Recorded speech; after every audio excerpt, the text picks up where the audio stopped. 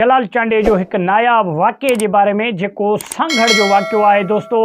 सांघड़ में जो सो एक प्रोग्राम हो वडेरे जो उन वडेरे जो सो पुट पंहिंजो शादी कराइणो हो, पर नंढे हूंदे खां ही वडेरे के पंहिंजे पुट चयो हुयो छाजे करे जो उन टाइम में बदर खान लाशारी जो सो एक बेहतरीन माण्हू हुयो, वडेरो हुयो दोस्तों।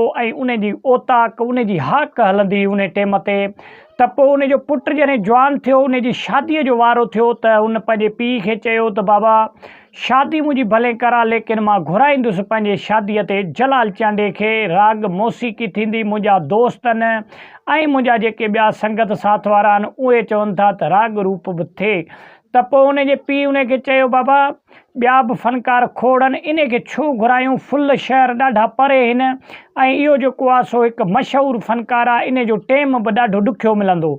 लेकिन जलाल चांडे खे पुट जेको आहे सो उन जे वॾेरे जे जलाल चांडे जे नाले चयो बाबा तूं रुगो हिकिड़े दफ़ा न्यापो मोकिल हुन ॾे ऐं अलाह कंदो ईंदो, जे ना आयो त पोइ भले तूं ॿियो फ़नकार घुराइजांइ। ॻाल्हि उहा ई थी, जलाल चांडे ॾे न्यापो मोकिलियो। जलाल चांडियो वॾनि माण्हुनि जी इज़त कंदो हुयो ऐं नाले वारा माण्हू हुया, वॾेरा हुया उन टाइम जा। उन टाइम ते इन्हनि जूं औताकूं हलंदियूं दोस्तों। सो उन टाइम ते जॾहिं जेको आहे सो जलाल चांडे सां राब्तो थियो त जलाल चांडे उन्हनि खे चयो बाबा ठीकु आहे, को मसइलो कोन्हे, मां ईंदुसि।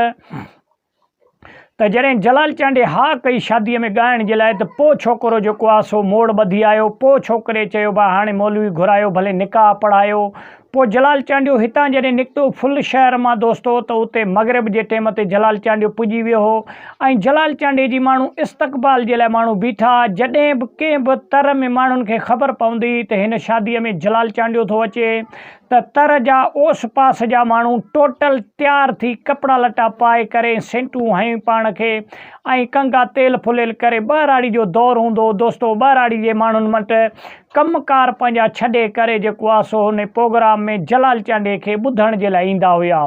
त पोइ उते बि ईअं ई थियो दोस्तों, हज़ारनि जो मजमो गॾु थी वियो जलाल चांडे जे ॾिसण जे लाइ ऐं जलाल चांडे खे ॿुधण जे लाइ। जॾहिं जलाल चांडियो उते वञी लथो त जलाल चांडे खे ॾिसी इंतिहाई घणो माण्हू ख़ुशि थिया, जलाल चांडे सां मिलिया ऐं जलाल चांडे सां भाकुर वग़ैरह पातऊं दोस्तों। पोइ छोकिरे जी शादी थी ऐं उन छोकिरे खे जलाल चांडे पंहिंजे तरफ़ां 5 जो हार विझी करे ऐं जलाल चांडियो मोकिलायो ऐं उन्हनि खां हलियो आयो दोस्तों। सांघड़ हिकु वॾो शहर हुयो, लेकिन उन टाइम ते 85-86 जी ॻाल्हि आहे, या पुराणी ॻाल्हि आहे इंतिहाई। त जलाल चांडियो जॾहिं उते वियो त जलाल चांडे जी घणी तमामु इज़त थी ऐं जलाल चांडे खे माण्हुनि ॾिसी ऐं तमामु घणो ख़ुशि थिया दोस्तों।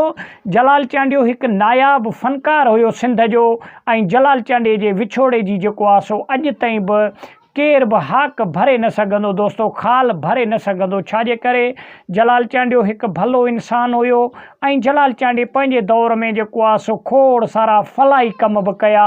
ऐं इंशाअल्लाह असां नेक्स्ट वीडियो में तव्हांजे लाइ खणी ईंदासीं जलाल चांडीअ जे शादीअ जो वीडियो आहे दोस्तों। उन में घणा हार पिया जलाल चांडे खे ऐं इहा शादी घणा ॾींहं हली जलाल चांडे जी, तफ़सीली वीडियो में ॻाल्हि कंदासीं नेक्स्ट वीडियो किथां सुठो लॻे लाइक ऐं शेयर कयो, चैनल खे सब्सक्राइब कयो ऐं सुठो कमेंट ॾेई पंहिंजे राय जो इज़हार लाज़मी ॾींदा। वॾी महिरबानी।